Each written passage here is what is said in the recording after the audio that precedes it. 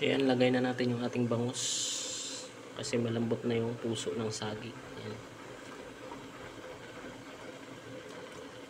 Para maluto na rin yan. Manuot yung lasa. Yan. Ito namang sinaing natin ay brown rice.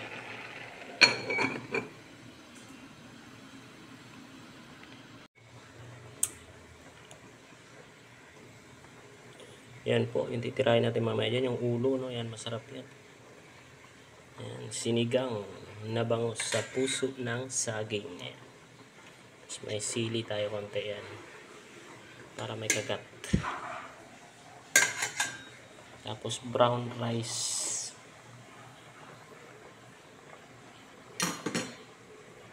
So yan, hintayin lang natin maluto yung bangus.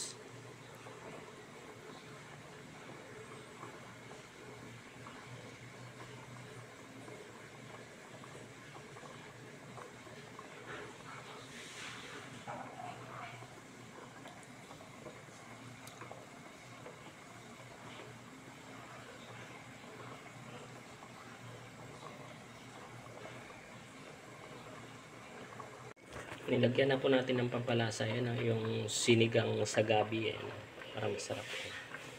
Lapit na po maluto yan, pwede na tayong kumain pag naluto. Yan, subukan nyo po sa bahay nyo, masarap po, para hindi kayo magsawa sa sinigang na may kangkong, no? Sinigang sa puso ng saging naman. Depende po kung anong gusto yung hiwa sa puso ng saging, malalaki o yung maliliit.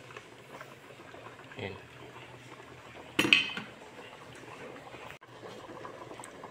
Ayan, luto na yan mga idol. Ayan. Ayan na. Luto na yung ating sinigang na bangus sa puso ng saging. Ayan. Huwag niyong kalimutan po mag-subscribe sa channel natin. Like saka share. No? Para sa marami pang video. No? At muli po tayong mag-upload ng mga bagong video. No? Kasi matagal tayong hindi nakapag-upload dahil sa busy. Yan, iba-iba po yung video natin, no? Minsan luto, minsan gala, minsan kung ano-ano lang po. Para hindi kayo magsawang manood.